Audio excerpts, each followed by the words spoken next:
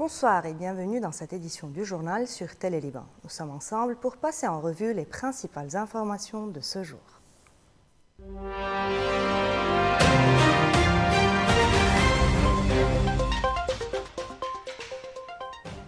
Après une première édition couronnée de succès en 2024 à Rabat, l'Université d'été de la francophonie scientifique revient en 2025 et pose ses valises à Beyrouth, capitale intellectuelle et culturelle du Moyen-Orient. Portée par l'Agence universitaire de la francophonie, l'Université d'été de la francophonie scientifique vise à créer une véritable communauté internationale de jeunes chercheurs et chercheuses francophones.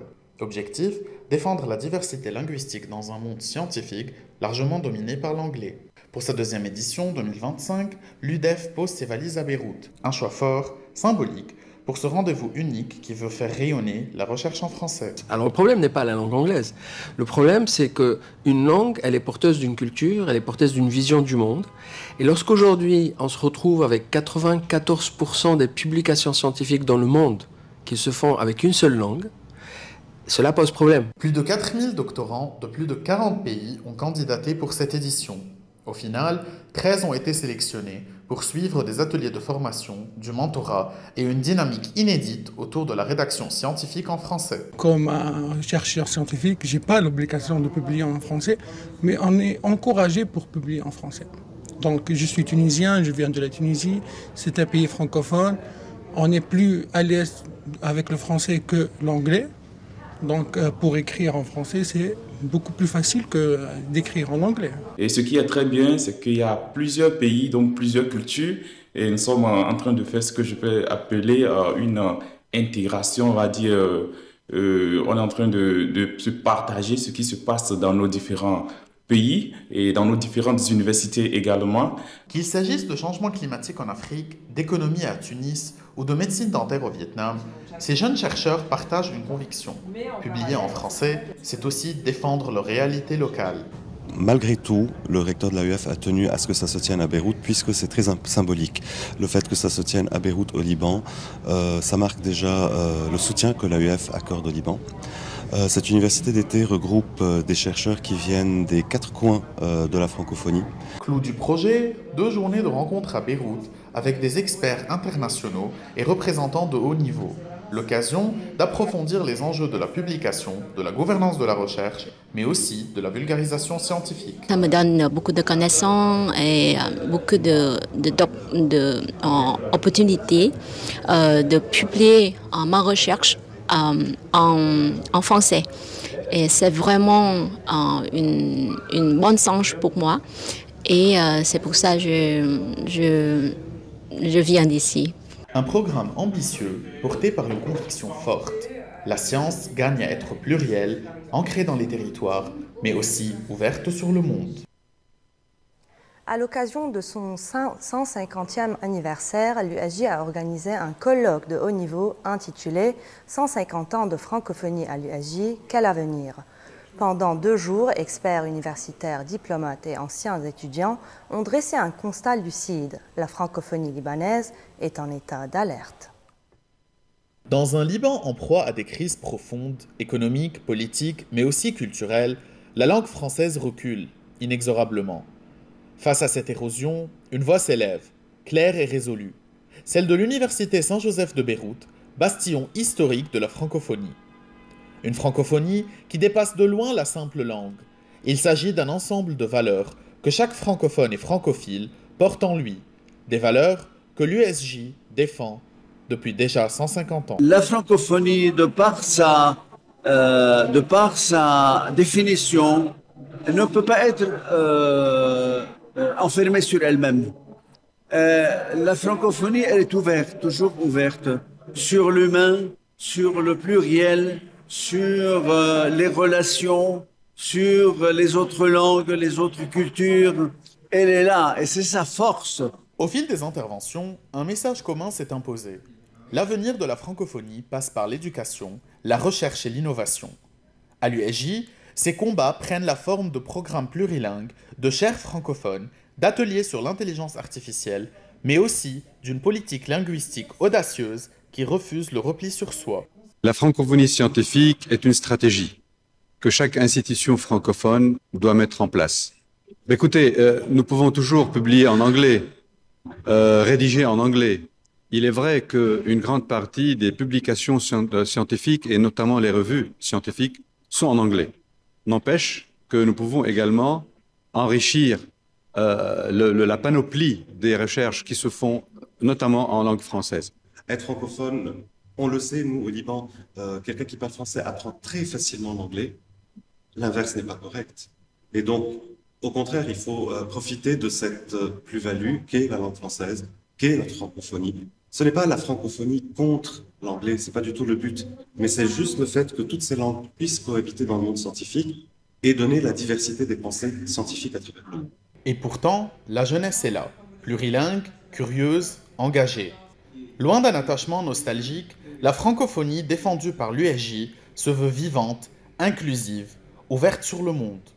Elle refuse de céder à la domination de l'anglais et affirme une autre vision de la mondialisation, celle de la cohabitation des langues et des idées. La langue française est une langue qui connaît une grande vitalité grâce à l'apport des pays d'Afrique, du Maghreb, du Proche et du Moyen-Orient, de l'océan Indien ou encore de l'Amérique du Nord. L'Agence universitaire de la francophonie, partenaire de longue date, place le Liban comme épicentre de la francophonie dans la région. Le rôle du Liban dans la refonte de la francophonie est fondamental dans la question de la diversité culturelle. Le Liban est naturellement sur plusieurs cultures. Et donc c'est un rôle très important. Pourquoi ? Parce que derrière le multilinguisme, c'est plutôt la diversité des pensées intellectuelles. Alors que le Liban tangue, l'USJ maintient le cap. Elle fait de la francophonie non pas un vestige du passé, mais un projet d'avenir, un outil de pensée critique, un ferment de démocratie, de diversité et de lien social.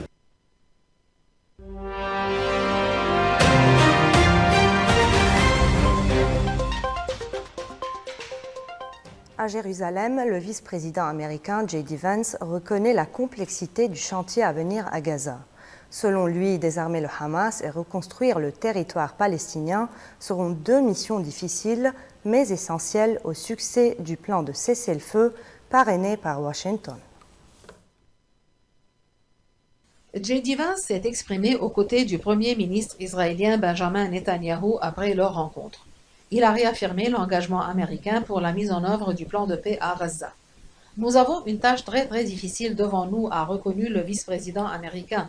Désarmer le Hamas, reconstruire Gaza, améliorer la vie des habitants et garantir que le Hamas ne représente plus une menace pour Israël. Ce plan est entré en vigueur le 10 octobre et repose sur 20 points définis par le président Donald Trump. Benjamin Netanyahou a salué de son côté le soutien américain tout en soulignant l'ampleur du défi. « Nous travaillons à créer un lendemain incroyable avec une nouvelle vision pour Gaza, un gouvernement civil et une sécurité assurée. Ce ne sera pas facile, mais c'est possible. » Washington voit dans cet accord une opportunité stratégique. Pour J.D. Vance, le plan pourrait renforcer les liens entre Israël et plusieurs États arabes. C'est un élément essentiel pour prolonger les accords d'Abraham et bâtir une alliance durable au Moyen-Orient, a-t-il expliqué. Ces accords conclus sous le premier mandat de Donald Trump ont déjà normalisé les relations d'Israël avec les Émirats arabes unis, Bahreïn et le Maroc. Mais sur le terrain, la mise en œuvre reste semée d'embûches. Le Hamas refuse toujours de déposer les armes et les infrastructures de Gaza sont en ruine après 2 ans de guerre. Le vice-président américain a assuré que les États-Unis ne déploieraient pas de troupes au sol, mais qu'ils continueront de soutenir la reconstruction et la stabilisation du territoire aux côtés d'alliés régionaux.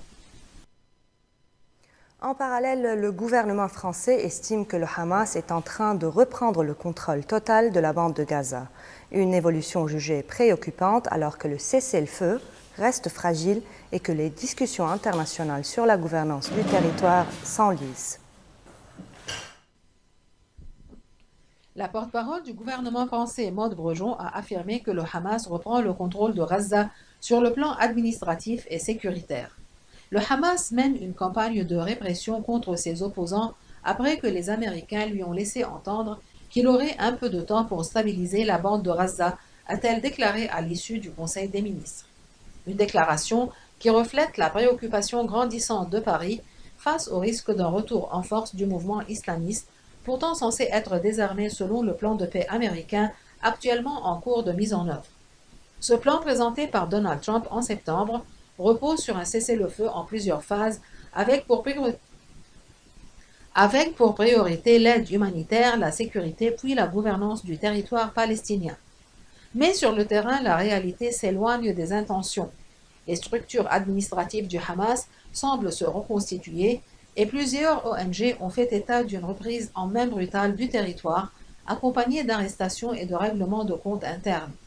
Pour la France, il est urgent de passer à la deuxième phase du plan, celle qui doit instaurer un cadre de gouvernance stable, incluant éventuellement une supervision internationale. De son côté, Emmanuel Macron a appelé à la réouverture urgente des points d'entrée vers Gaza pour permettre l'acheminement de l'aide humanitaire. Le cessez-le-feu reste très fragile, a averti le président français, plaidant pour une coordination renforcée entre les acteurs internationaux.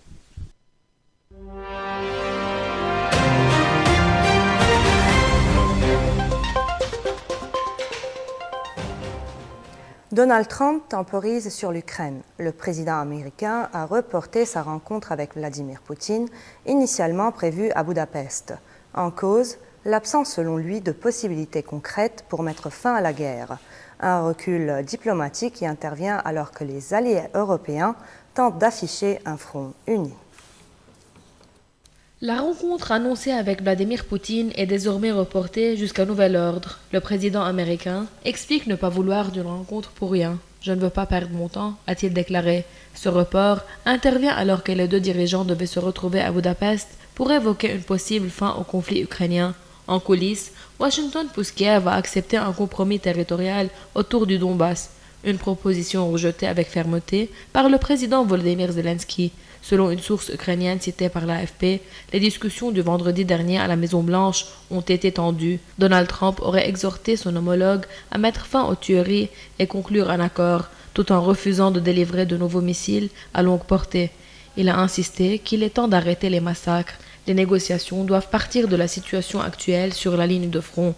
Sur le plan international, cette position divise. Si plusieurs dirigeants européens, Emmanuel Macron, Keir Starmer ou encore Olaf Scholz, soutiennent l'appel à un cessez-le-feu immédiat, ils rappellent que les frontières internationales ne peuvent être modifiées par la force. L'Union européenne prépare d'ailleurs un sommet à Bruxelles pour consolider son aide financière à Kiev. La chef de la diplomatie européenne, Kaja Kallas, plaide pour l'utilisation des avoirs russes gelés afin d'accorder à l'Ukraine un prêt de 140 milliards d'euros.